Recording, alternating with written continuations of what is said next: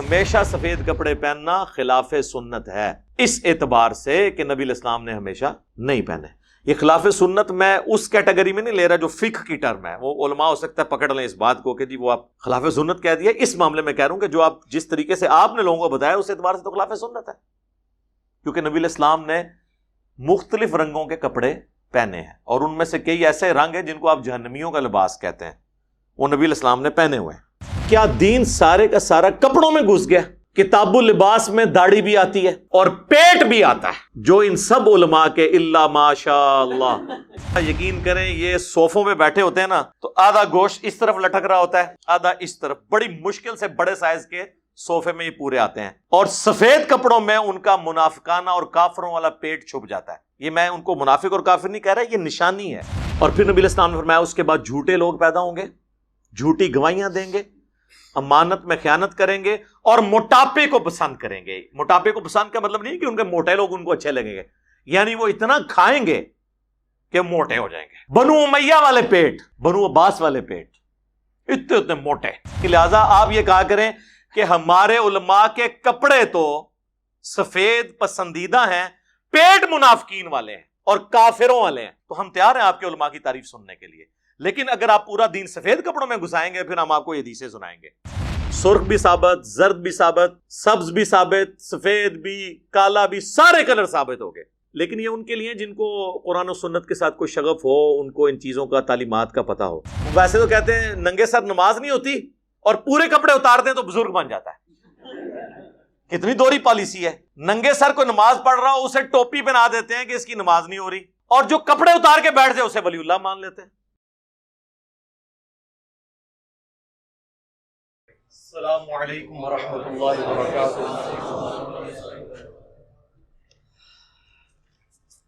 لا حول ولا قوة الا باللہ، حسبنا اللہ ونعم الوکیل، یا حی یا قیوم برحمتک استغیث۔ آپ کو پتہ ہے کہ سب کانٹیننٹ کے اندر جو علماء نے اور فرقوں کے بزرگوں نے صدیوں سے دھوکے دیے میں نا، ان میں سے ایک بڑا دھوکہ جو ہے وہ گیٹ اپ کا فتنہ ہے۔ گیٹ اپ کا فتنہ کہ بندہ نظر کس قسم کا آ رہا ہے، یعنی کپڑے خوبصورت پہنے ہوئے ہوں، چہرہ نورانی ہو، پگڑی ہو، کرتا پہنا ہوا ہو، شلوار ٹخنوں سے اوپر ہو، تسبیح بھی استعمال کرتا ہو، اور دین بے شک وہ شیطان والا بتائے تو وہ 24 کیرٹ سونا ہے عوام الناس کی نظر میں۔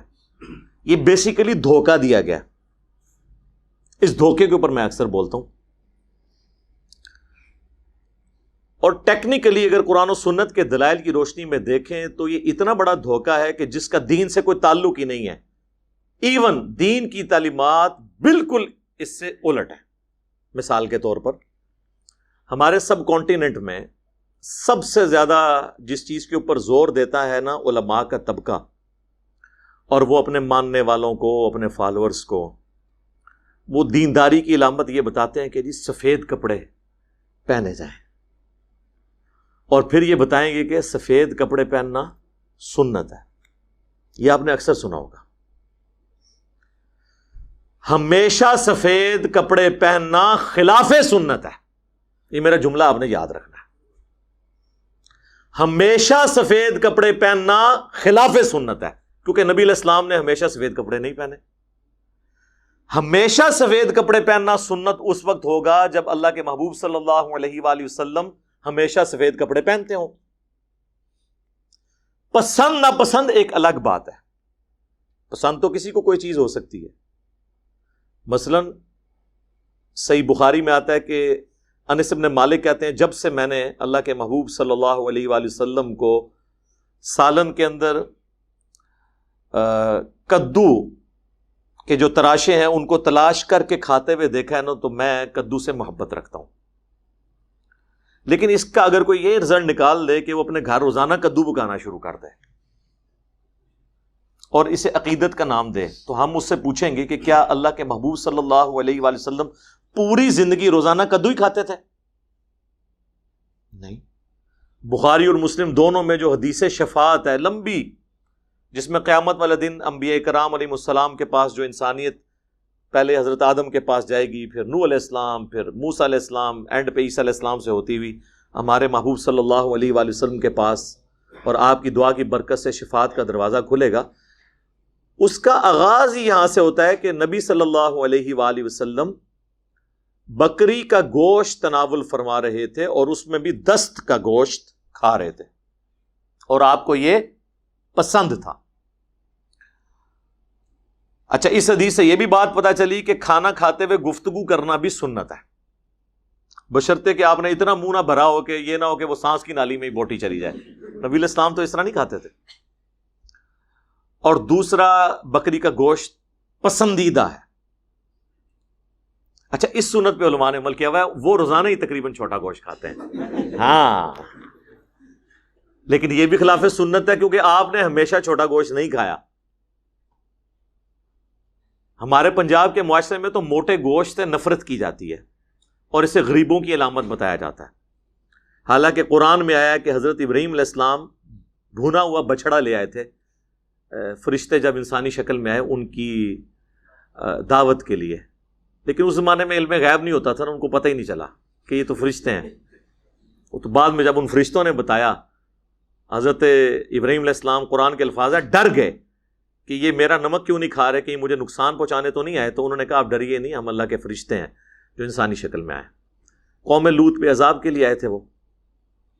تو بڑا گوشت کھانا، چھوٹا گوشت کھانا اگر سنت محمدی ہے صلی اللہ علیہ وآلہ وسلم، تو بڑا گوشت کھانا سنت ابراہیمی ہے، ٹھیک ہے؟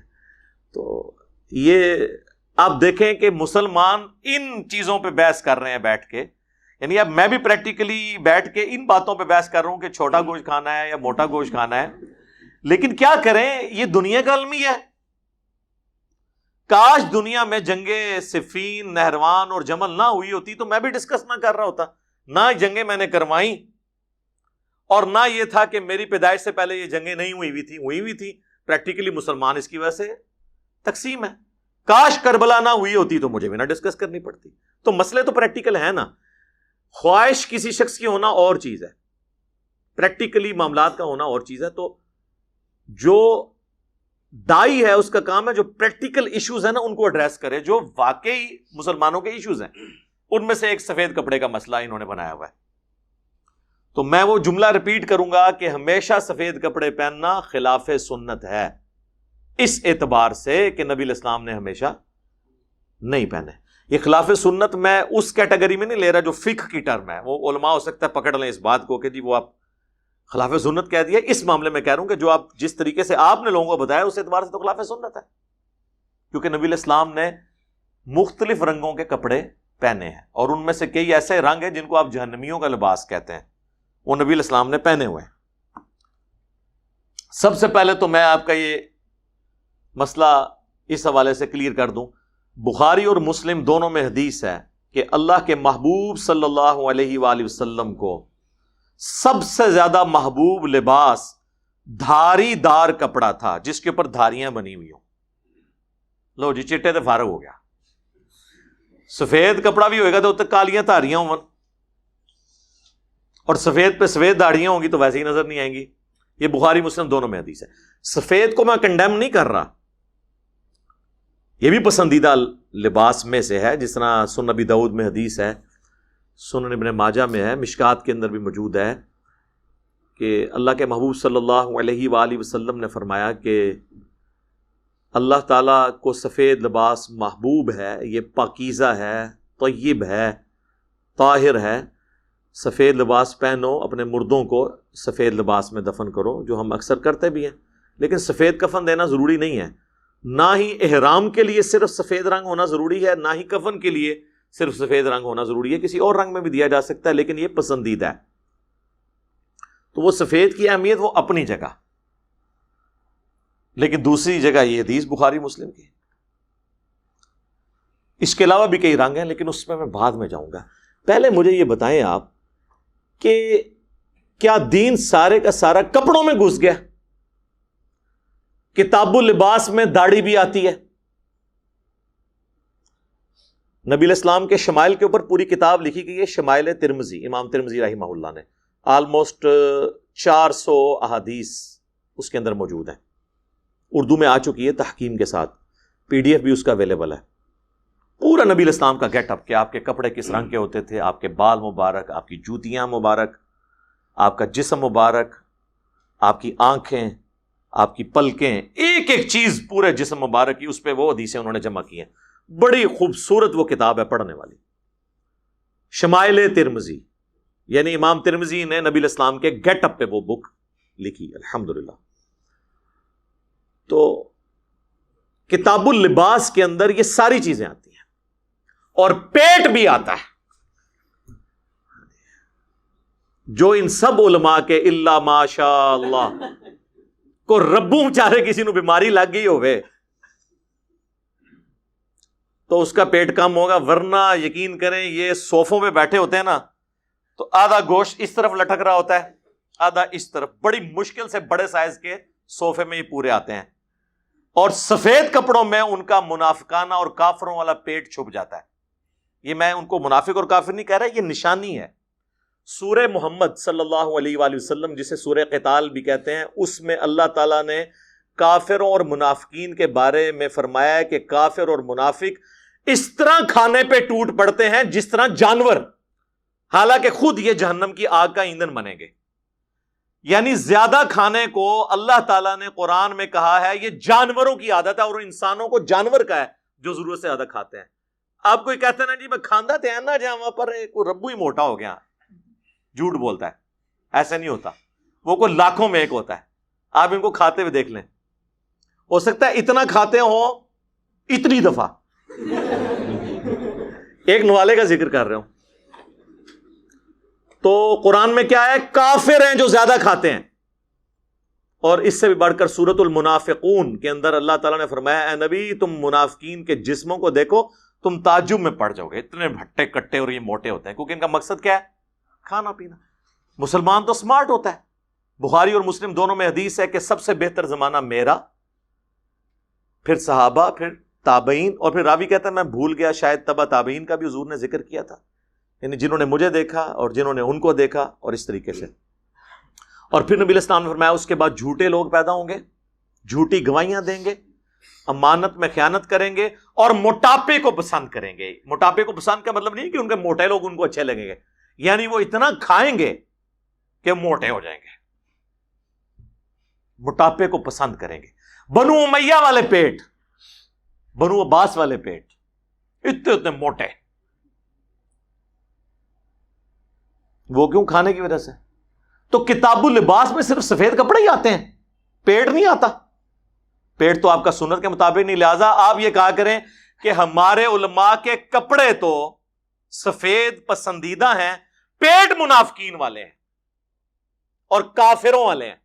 تو ہم تیار ہیں آپ کے علماء کی تعریف سننے کے لیے، لیکن اگر آپ پورا دین سفید کپڑوں میں گھسائیں گے پھر ہم آپ کو یہ حدیثیں سنائیں گے. سنیں پھر ایک اور حدیث، بخاری اور مسلم دونوں میں حدیث ہے.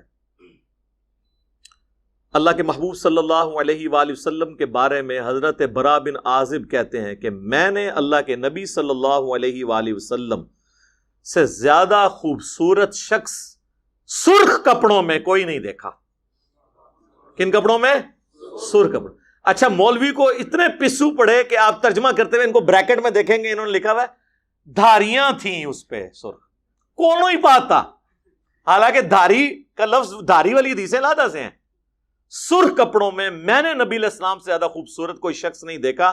آپ کے بال مبارک کان کی لو تک تھے، آپ کا جو شانے تھے یہ چوڑے تھے. اور اس کو ایک سپورٹیو حدیث ہے جامعہ ترمذی کے اندر، اس کی صحت کے اندر اختلاف ہے، مشکات کے اندر بھی ہے، لیکن وہ اس کو سپورٹیو ہے کہ اس میں ایک صحابی کہتے ہیں کہ میں نے ایک چاندنی رات نبی علیہ السلام کو سرخ کپڑوں میں دیکھا. میں ایک دفعہ حضور کے چہرے کی طرف دیکھتا تھا اور ایک دفعہ چاند کی طرف. میرے نزدیک حضور صلی اللہ علیہ وآلہ وسلم چاند سے زیادہ خوبصورت ہے. سرخ کپڑے، سرخ سنت ہو گئے تو باقی تو ختم ہی ہو گیا نا. وہ جعلی روایتیں ہیں سرخ کپڑوں کے بارے میں. ترمذی کے اندر ضعیف روایت کہ نبی علیہ السلام نے ایک بندے کے سلام کا جواب نہیں دیا، اس نے سرخ کپڑے پہنے ہوئے تھے. کوئی بھی اصول محدثین پہ ایک روایت نہیں جس میں سرخ رنگ کی ممانعت آئی ہو مرد و عورت کے لیے. اچھا، کیٹاگوریکلی آپ سن لیں کہ تمام رنگوں کے کپڑے پہننا مرد و عورت مسلمان کے لیے سنت ہے، جس مرضی رنگ کے پہنے آپ. سرخ آپ نے سن لیا. اب سنن ابی داؤد اور جامعہ ترمذی میں موجود ہے کہ نبی صلی اللہ علیہ وآلہ وسلم نے 2 سبز چادریں لباس کے طور پر استعمال فرمائیں، ایک تامت کی سبز چادر اور ایک اوپر، جس طرح آپ احرام باندھتے ہیں، کیونکہ آپ کا عمومی لباس یہی تھا. جب آپ کرتا یا جبہ نہیں پہنتے تو اوپر چادر لیتے تھے. دونوں سبز چادریں، اور یہاں پہ سبز رنگ ایک فرقے کی علامت بنا دیا گیا، اور اس کے بکس میں آ کے باقیوں نے کہا سبز رنگ تو ثابت ہی نہیں ہے جی. تو ابو داؤد ترمذی انہوں نے نہیں پڑھی ہوئی تھی کہ نبی علیہ السلام نے تو پورے کے پورے کپڑے بھی سبز پہنے ہیں، تو پگڑی بھی اگر کوئی باندھ لیتا ہے تو کیا حرج ہے اس کے اندر؟ پگڑی تو تھوڑی چیز ہو گئی نا. جب آپ نے تہمد سبز رنگ کی پہن لی، اوپر چادر، یعنی آج کے دور میں آپ کہہ لیں کہ شلوار اور پاجامہ بھی سبز اور کرتا بھی سبز، پیچھے کیا رہ گیا؟ تو سبز رنگ بھی سنت ہے.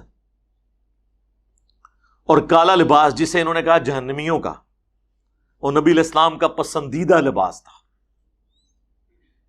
صحیح مسلم میں حدیث موجود ہے، اسما بنت ابی بکر، سیدہ عائشہ کی بڑی بہن، انہوں نے ایک کسروانی طیالسی جبہ کالے رنگ کا نکالا، پرشین امپائر کا جبہ، کسروانی طیالسی، وہ بلیک جبہ ہی ہوتا تھا، جس طرح ہم کہتے ہیں سندھی اجرک تو وہ ریڈ کلر کی ہوتی ہے، اس کے ساتھ رنگ نہیں بولنا ہوتا. اور انہوں نے کہا کہ یہ نبی علیہ السلام پہنتے تھے، اور اس کے اوپر یعنی باقاعدہ کڑھائی ہوئی تھی، گوٹ لگی ہوئی تھی دامن کے اوپر بھی اور اس جگہ پہ بھی. اور یہ نبی علیہ السلام کی وفات کے بعد سیدہ عائشہ کے پاس تھا، اور پھر ان کے بعد یہ میں نے لے لیا. اسما بنت ابی بکر کہتی ہیں، چونکہ یہ بڑی بہن تھی ان کی، یہ بعد میں فوت ہوئی ہیں، عبداللہ ابن زبیر کی والدہ، اور وہ کہتی ہیں کہ نبی علیہ السلام اسے پہنتے تھے اور ہم اس کا دھون مریضوں کو شفا کے طور پر پلاتے ہیں. یعنی نبی علیہ السلام کے تبرکات کی برکت، یہ آپ کے تبرکات کو تو ہم مانتے ہیں بشرطے کہ وہ ثابت ہوں. صحیح بخاری میں نہیں ہے، ام سلمہ نے جو ہے وہ ایک برتن نکالا جس میں نبی علیہ السلام کے داڑھی اور سر کے کچھ بال تھے، اور اس پورے محلے میں جب کوئی بیمار ہوتا تھا تو وہ کٹورا ام سلمہ ام المومنین سلام اللہ علیہا کے پاس بھیجتا تھا، تو وہ حضور کے بال اس میں ڈبوتی تھیں، اور جو پیتا تھا اسے شفا ہو جاتی تھی. الحمدللہ یہ صحیح بخاری کے اندر موجود ہے. تو کالا جبہ پہننا نبی علیہ السلام سے ثابت ہوا. پھر صحیح مسلم میں ہے کہ اما عائشہ کہتی ہیں سلام اللہ علیہا کہ نبی علیہ السلام نے ایک دفعہ کالے رنگ کی منقش چادر اوڑی ہوئی تھی جس پہ اونٹ کے کجاووں کی شکل کی تصویریں بنی ہوئی تھی، یا آج کل آپ کہہ لیں جس طرح چیک کا پرنٹ ہوتا ہے، ڈبے بنے ہوئے تھے چھوٹے چھوٹے، ہنڈیا کی شکل کے، اونٹ کے کجاوے کی شکل کے، کالے رنگ کی چادر. اتنے میں حسن ابن علی آئے تو نبی علیہ السلام نے اپنی اس کالی چادر کے نیچے انہیں لیا. اس میں نہ تو انہوں نے بنائی ہوئی ہے کالی کملی والے، اور ویسے کہتے ہیں جی کالا لباس جہنمیوں کا ہے. تو خانہ کعبے کے اوپر کون سا لباس چڑھا ہوا ہے نبی علیہ السلام کے مبارک زمانے سے آج تک؟ کالا. صحیح بخاری میں مسلم میں موجود ہے، حضور کے زمانے میں بھی غلاف کعبہ چڑھتا تھا. اچھا، پھر حسین ابن علی آئے، ان کو بھی حضور نے اپنی چادر کے نیچے لیا. پھر سیدہ فاطمہ آئی، پھر سیدنا علی. یہ جو حدیث قصہ چادر والی حدیث، پانچ تن پاک والی. اور اما عائشہ یہ منظر دیکھ رہی ہیں، اما عائشہ کے سامنے یہ سب کچھ ہو رہا ہے کہ حضور نے اپنی اس چادر کے نیچے ان چاروں کو ساتھ لیا، اور پھر قرآن کی آیت سورہ الاحزاب کی آیت نمبر 33 تلاوت کی، انما یرید اللہ لیذھب عنکم الرجس اہل البیت ویطہرکم تطہیرا. اے نبی کے گھر والوں، اللہ تعالیٰ چاہتا ہے تم سے ہر طرح کی ناپاکی دور کر دے اور تمہیں خوب صاف ستھرا کر دے. تو اس میں حضور کی چادر بھی کالی ثابت ہوگی. آج کل یہ جب سے طالبان کی فتح ہوئی ہے تو آپ کو وہ پھر حدیثیں سنانے شروع کر دیے ہیں، خراسان سے کالے جھنڈے، خراسان سے کالے جھنڈے، خراسان سے کالے جھنڈے. کالے جھنڈے کیوں؟ وہ تو رافضیوں کے ہیں. ویسے طالبان نے اپنا جھنڈا سفید رکھا ہوا ہے، فی الحال سفید ہے، کالا ہو جائے گا انشاءاللہ جدو ماں مہدی آن گے، لیکن وہ تو پتہ ہو سکتا ہے کوئی اور طالبان ہو، کوئی علمی کتابی طالبان ہو. ہاں انشاءاللہ تعالی تبدیلی آ رہی ہے. افغانستان میں بھی بہت تبدیلی ہے. آج ایک بھائی بھی آئے ہوئے افغانستان سے. کون سے جی؟ آپ ہیں؟ دیکھیں نا جی. تو افغانستان تک بھی بات اللہ کے فضل سے پہنچی ہوئی ہے الحمدللہ. تو کالے جھنڈے وہ ٹھیک ہے، مسند احمد میں اس کی موقوفاً روایت ثوبان مولا رسول اللہ صلی اللہ علیہ وآلہ وسلم، جو حضرت رسول اللہ صلی اللہ علیہ وآلہ وسلم کے آزاد کردہ غلام تھے، ان سے ہے کہ جب خراسان سے کالے جھنڈے آتے ہوئے دیکھو تو ان کا استقبال کرو، اس میں اللہ کا خلیفہ مہدی ہوگا۔ یہ مشکات میں بھی حدیث موجود ہے۔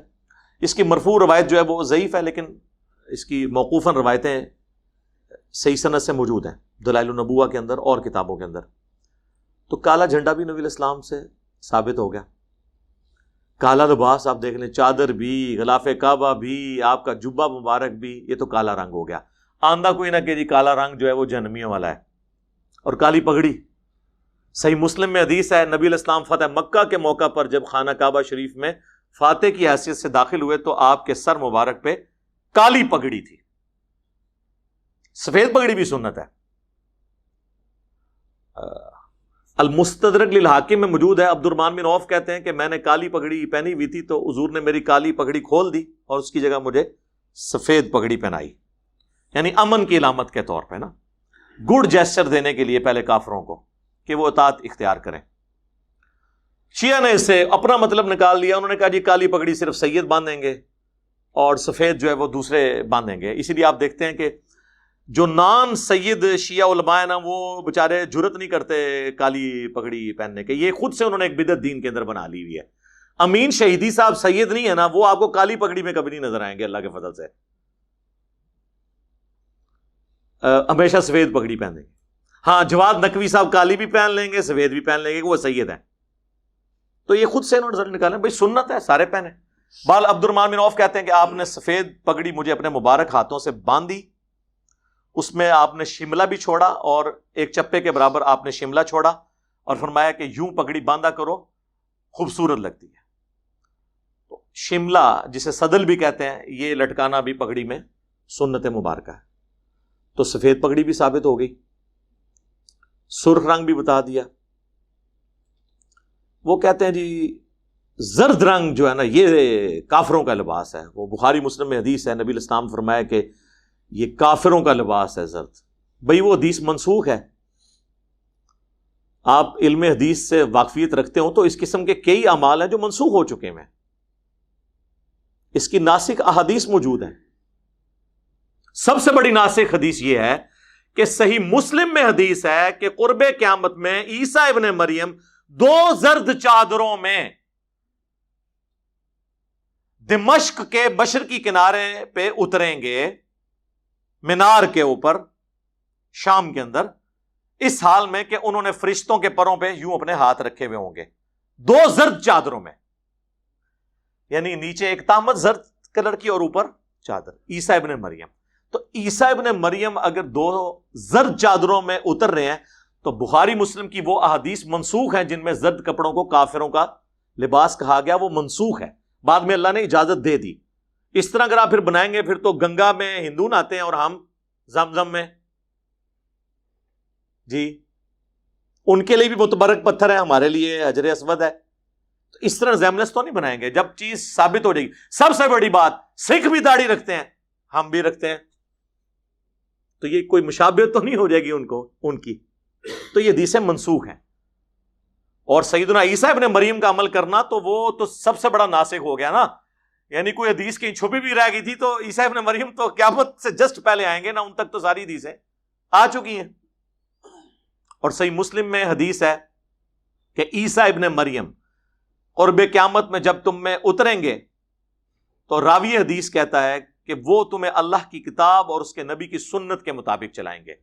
اگر عیسیٰ ابن مریم نبی صلی اللہ علیہ وآلہ وسلم کی مبارک سنت کے مطابق چلا رہے ہیں تو اٹ مینس کہ زرد چادریں سنت ہوئیں، نبی علیہ السلام کی تعلیم سے ہوئیں۔ ہاں شیخ احمد سرندی نے لکھا ہے کہ قرب قیامت میں جب عیسیٰ ابن مریم اتریں گے تو وہ فقہ حنفی کے مطابق عمل کریں گے۔ ہاں جی، پھر ان کو شرم آئی کہ یہ تو میں بہت بڑی بات کر رہا ہوں، کہتے ہیں نہیں، ان کا اجتہاد امام حنیفہ سے مل جائے گا۔ اور پھر آگے لکھا کہ بالفرض اگر اس امت میں کوئی پیغمبر ہوتا تو وہ فقہ حنفی کے مطابق عمل کرتا، اے بھی لکھے ہے جی۔ اور یہ اللہ بھلا کرے، عطا اللہ شاہ بخاری دیوبندیوں کے بابا جی، انہوں نے ہمارا مسئلہ بھی حل کیا. وہ اتنے عرصے سے شیخ احمد سرہندی کی یہ باتیں ادھر ادھر گھوم رہی تھی. انہوں نے کہا یار کو بندہ بھی میں لبا نا, تو انہوں نے فرما دیا, انہوں نے کہا کہ جی جو شیخ الیاس کاندلوی تھے جنہوں نے تبلیغی جماعت بنائی, ان کے بیٹے تھے یوسف کاندلوی صاحب جو تبلیغی جماعت کے امیر رہے ہیں. ان کے بارے میں عطا اللہ شاہ بخاری صاحب فرمایا کرتے تھے کہ اگر اس امت میں کوئی پیغمبر ہوتا تو یوسف کاندلوی صاحب ہوتے جی. اور یہ رائے ونڈ کے بزرگ اپنی مجلسوں میں, کارگزاریوں میں, اپنی تقریروں میں یہ واقعہ سناتے ہیں. ہمارے ایک بڑے قریبی دوست ہیں, اسٹوڈنٹ ہیں, کرنل صاحب, انہوں نے باقاعدہ کہا کہ جی آپ میرے کہنے پہ اس کو سنائیں. وہ خود تبلیغی جماعت بلکہ رائے ونڈ مرکز کے ساتھ اٹیچ تھے سالوں سے. وہ کہتے ہیں جی مجھے گھسیٹ کے اس دفعہ پھر وہ آپ کو پتا ہے وہ جرنیلوں کی اور ریٹائرڈ فوجیوں کی لادہ جماعتیں ان کی بنتی ہیں, وہ ان کو دوستی یاری میں لے گئے. مجھے پوچھا چلا جاؤں, میں نے کہا جی جائیں, آپ جتنا ان کے پاس جائیں گے باقی لوگوں کے پاس آپ کو اتنا ہی یقین آئے گا کہ سچ جو ہے وہ اللہ کے فضل سے اس پلیٹ فارم سے بیان ہو رہا ہے. تو وہ وہاں پہ گئے اور وہاں پہ وہ رائے ونڈ سے بزرگ آئے تھے, انہوں نے یہ بات بیان کر دی. وہ کہتے ہیں میں وہاں سے بڑا مجھے غصہ آیا, میں باہر جب نکلا تو پھر میں نے ان بعد میں کیا, میں نے کہا تو وہ ٹھیک ہونا چاہیے تھا. کہتے ہیں جی آپ یہ بیان کریں کہ انہوں نے میرے سامنے یہ بات کی ہے کہ اگر اس امت میں کوئی پیغمبر ہوتا تو یوسف کاندلوی صاحب ہوتے ہیں.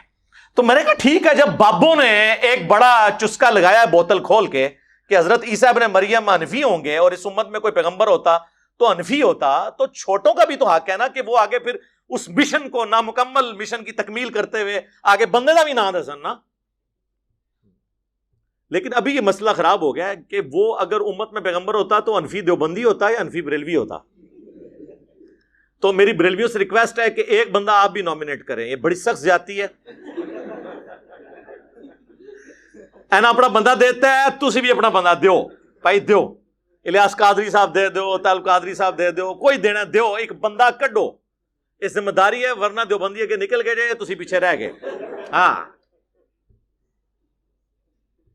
پھر کہتے ہیں جی یہ تو ان کے ٹخنوں کے برابر نہیں ہے اور ہمارے بزرگوں کا مذاق اڑاتا ہے. وہ کراچی کے مفتی صاحب کہتے ہیں ٹخنوں کے برابر نہیں. اتنے بڑے عالم جن کی حرمین کے ائمہ ان کا احترام کرتے ہیں, ان کے استقبال میں کھڑے ہو جاتے ہیں, اس کا ایک انجینئر مذاق اڑا رہے ہو اتنے بڑے عالم کا. ہماری اوقات کیا تم ان کے ٹخنے کے برابر نہیں ہو. اور نیچے میں نے لوگوں کے کمنٹس دیکھے, سب اس کو اپریشیٹ کر رہے ہیں کہ لگے رہو ان مولویوں کو لگام دے کے رکھو. بھئی مذاق وہ خود اڑوا رہے ہیں میرے بھائی. ٹخنوں کے برابر تو آپ ان کے نہیں ہوں گے نا, کیونکہ آپ قدموں میں گرے ہوئے ہیں. ہمیں تو کوئی چیز نہیں, کسی کی دھونس نہیں ہے. ہمارے لیے تو سب کچھ اللہ اور اس کے محبوب صلی اللہ علیہ وآلہ وسلم کی ذات ہے. بخاری مسلم دونوں میں حدیث ہے کہ اس شخص نے ایمان کی مٹھاس چکھ لی جسے اللہ اور اس کا رسول عز و جل و صلی اللہ علیہ وآلہ وسلم پوری دنیا میں سب سے بڑھ کر محبوب ہو جائیں, اور اس کی دوستی اور دشمنی کا معیار اللہ کی ذات ہو, اور کفر کی طرف لوٹایا جانا اس کے لیے اتنا ہی مشکل ہو جائے جتنا زندہ آگ میں جلنا. سر پھر ہم تو یہ اسی طریقے سے ہی بات کریں گے نا. تو وہ آپ کو پتا ہے فضل الرحمان صاحب کے جب دھرنے چل رہے تھے نا 2019 میں, تو اس وقت زرد کلر کے اوپر کافی پراپیگنڈا کیا مخالف جماعتوں نے. تو میں نے اس وقت بھی کہا تھا کہ مولانا فضل الرحمان صاحب سے ہمیں بھی کئی معاملات میں اختلاف ہے, لیکن آپ زرد کلر کو اس طریقے سے جہنمیوں کا لباس اور یہ وہ اس طریقے سے نہ پریزنٹ کرے. جہنمی کا تو لفظ ہی نہیں, کافروں کا لباس ہے, اور وہ روایتیں منسوخ ہیں. اور اس کے ثبوت میں صحیح مسلم کے اندر حدیث موجود ہے. نبی علیہ السلام نے یعنی صحابی سے فرمایا کہ احرام کی چادروں کا ذکر کرتے ہوئے آپ نے کہا کہ احرام جب باندھو تو زرد رنگ سے اجتناب کرنا. اس میں امپلائیڈ ہے کہ عام حالت میں زرد رنگ پہنا جا سکتا ہے, محرم نہیں پہن سکتا. آپ کہیں گے یہ رزلٹ کیسے نکالا؟ وہ اس لیے نکالا کہ صحیح بخاری میں حدیث ہے کہ محرم موزے پہننے سے, چہرہ ڈھانپنے سے, ٹوپیاں پہننے سے اور پگڑی پہننے سے اجتناب کرے. تو اس کا کیا مطلب ہوا کہ عام حالت میں یہ ساری چیزیں سنت ہیں, جائز ہے. ٹوپی بھی, پگڑی بھی, موزے بھی, چہرے پہ کپڑا ڈالنا بھی. اور اس سے بھی واضح حدیث صحیح مسلم کے اندر موجود ہے, صحیح بخاری کے اندر. عبداللہ بن عمر کو ایک شخص آ کے کہتا ہے میں نے آپ کو 4 ایسے کام کرتے ہوئے دیکھا ہے جو میں نے کسی اور کو نہیں دیکھا. ان میں سے ایک کام یہ ہے کہ آپ اپنی داڑھی کو زرد رنگ سے رنگتے ہیں. حتیٰ کہ آپ کے کپڑے بھی زرد ہو جاتے ہیں. تو انہوں نے کہا یہ اس لیے میں کرتا ہوں کہ حضور صلی اللہ علیہ وآلہ وسلم کو زرد رنگ اتنا محبوب تھا کہ آپ اگر کبھی کبھار اپنی داڑھی کو رنگتے زرد رنگ سے تو آپ کے کپڑوں پہ بھی وہ رنگ لگ جایا کرتا تھا. تو میں اس دن سے اتنا محبوب رکھتا ہوں کہ میں بھی یہ کرتا ہوں. اور اسی کی ایکسپلینیشن سنن نبی داؤد میں عبداللہ بن عمر کی حدیث آگے چلتی ہے. اس میں تو الفاظ ہیں کہ نبی علیہ السلام اپنی داڑھی کو، کپڑوں کو اور پگڑی کو بھی زرد رنگ سے رنگتے تھے. تو لہذا زرد رنگ کی پگڑی پہننا بھی سنت ہے. عمل تو سارے کر رہے ہیں سر. یہ مولانا فضل الرحمان صاحب نے تو چلے زرد پہنی ہوئی ہے، الیاس قادری صاحب زرد نہیں پہن رہے. امام کعبہ نے جو گون پہنا ہوتا ہے وہ زعفرانی اور زرد کلر کا نہیں ہوتا. اہل حدیث بھی پہن رہے ہیں. شیعہ کے آپ جواد نقوی صاحب کو دیکھ لیں، انہوں نے بھی وہ امام کعبہ والا کبھی گون پہنا ہوتا ہے، وہ زعفرانی اور زرد کلر کا ہے. تو یہ کلر بھی کپڑوں میں سنت. سرخ بھی ثابت، زرد بھی ثابت، سبز بھی ثابت، سفید بھی، کالا بھی، سارے کلر ثابت ہو گئے. لیکن یہ ان کے لیے جن کو قرآن و سنت کے ساتھ کوئی شغف ہو، ان کو ان چیزوں کا، تعلیمات کا پتہ ہو. لیکن اس میں ایک اور چیز بھی یاد رکھیے گا کہ یہ بات درست ہے، سنن نبی داؤد میں حدیث ہے، جس نے جس قوم سے مشابہت کی وہ ان میں سے قیامت کے دن اٹھایا جائے گا. لیکن یہ مذہبی مشابہت ہے، اور وہ مذہبی مشابہت جو ان کی نشانی ہو اور ہماری مشروع نہ ہو. اب اگر کوئی کہے کہ جی اگر کوئی داڑھی رکھے گا تو سکھوں کے ساتھ اٹھایا جائے گا، نہیں، داڑھی تو سنت ہے. زرد کلر کی پگڑی پہننا تو سنت ہے. لہٰذا اب اگر کوئی کہ جی ہندو بھی زرد کلر کی وہ تہمد اور اوپر چادر لیتے ہیں تو یہ مماثلت ہوگی، یہ مماثلت نہیں ہوئی. ورنہ تو آپ گنگا اور زمزم کی بھی بنانا شروع کر دیں گے، حجر اسود کی اور ان کے پتھروں کی بھی بنانا شروع کر دیں گے، وہ نہیں. اور یہ بھی حدیث صحیح ہے سنن نبی داؤد میں کہ آپ صلی اللہ علیہ وآلہ وسلم نے فرمایا جس نے دنیا میں شہرت کا لباس پہنا، قیامت والے دن اللہ تعالیٰ اسے ذلت کا لباس پہنائے گا. وَلِعَوْذُ بِاللَّهِ تعالیٰ. یہ کئی لوگ تو جان بوجھ کے بھڑکیلے قسم کے لباس پہنتے ہیں نا، روب ڈالنے کے لیے لوگوں کے اوپر. ہم کسی پہ فتویٰ نہیں لگاتے، لیکن وہ تو خود اپنی اداؤں کے اوپر غور کریں ایسے لوگ. جامعہ ترمذی میں یہ بھی حدیث ہے کہ جس شخص نے قدرت کے باوجود دنیا میں سادہ لباس اختیار کیا اور مہنگا لباس چھوڑ دیا تو قیامت والے دن اللہ تعالیٰ پبلکلی اسے جنتی حلہ پہنائے گا لوگوں کے سامنے کہ اس نے میری خاطر سادگی اختیار کی تھی. سادگی، گندگی نہیں. یہ نہ ہو کہ کپڑے اتار کی، ویسے تو کہتے ہیں ننگے سر نماز نہیں ہوتی، اور پورے کپڑے اتار دیں تو بزرگ بن جاتا ہے. کتنی دوری پالیسی ہے. ننگے سر کو نماز پڑھ رہا ہو اسے ٹوپی پہنا دیتے ہیں کہ اس کی نماز نہیں ہو رہی، اور جو کپڑے اتار کے بیٹھ جائے اسے ولی اللہ مان لیتے ہیں. تو پھر ننگے سر والے کو بھی تھوڑا سا کوئی ولی اللہ مان لینا. اس کو کپڑے نہیں پہناتے، اسے ٹوپی پہنا دیتے ہیں زبردستی. یہ دورے معیارات ان کے چل رہے ہیں. تو سادگی، لیکن سادگی کا مطلب گندگی نہیں ہے. وہ سنن نبی داؤد میں حدیث ہے، ایک شخص حضور کے سامنے آیا صلی اللہ علیہ وآلہ وسلم، اس کے کپڑے بڑے میلے تھے. آپ نے اس کا انٹرویو کیا تو پتہ چلا وہ تو بڑا امیر آدمی ہے، اس کے پاس اتنی بھیڑ بکریاں ہیں. تو پھر آپ صلی اللہ علیہ وآلہ وسلم نے فرمایا کہ اللہ تعالیٰ پسند کرتا ہے کہ نعمتوں کا اثر دکھائی دے. ایک گندے کپڑوں والا آیا، آپ نے فرمایا کہ اسے کوئی ایسی چیز نہیں ملی کہ اس سے اپنے کپڑے دھو لیتا. ایک ایسا شخص سامنے آیا جس کے یعنی بال بکھرے ہوئے تھے، تو آپ صلی اللہ علیہ وآلہ وسلم نے فرمایا کہ اسے کوئی چیز نہیں ملی کہ اپنے بالوں کو سنوار لیتا. یعنی سادگی کا مطلب گندگی نہیں ہے. ہمارے ملکوں کے اندر سادگی کا مطلب لوگ گندگی لے لیتے ہیں اور وہ اس کو پھر کبھی مجذوب کہہ دیتے ہیں، کبھی قلندر کہہ دیتے ہیں، اور کہتے ہیں یہ پہنچے ہوئے ہیں. کدھر پہنچے ہوئے ہیں؟ لگ جائے گا پتہ انشاءاللہ تعالیٰ کہ کدھر پہنچے ہیں. تو یہ چند ایک باتیں میں نے اس حوالے سے عرض کر دی. میں نے کہا یہ بھی ایک ادھار ہے. لوگ اکثر بات کرتے رہتے ہیں کہ جی آپ سفید کپڑوں کے حوالے سے، تو یہ سفید کپڑوں کے اوپر تو صرف انہوں نے اپنے موٹے پیٹوں کو چھپانے کے لیے نہ ایک لبادہ اوڑا ہوا ہے سفید کپڑوں والا. میں سفید کپڑوں سے کوئی نفرت نہیں پیدا کر رہا، میں کہہ رہا ہوں کہ آپ لوگوں کو پوری بات بتائیں کہ ہمیشہ سفید کپڑے پہننا خلاف سنت ہے. مختلف رنگوں کے کپڑے پہننا سنت ہے، اور اس میں کسی بھی رنگ کی کوئی ممانعت نہیں ہے. صلاۃ بر محمد وآل محمد. اللہم صلی علی محمد وعلی آل محمد واصحاب محمد صلی اللہ علیہ وسلم.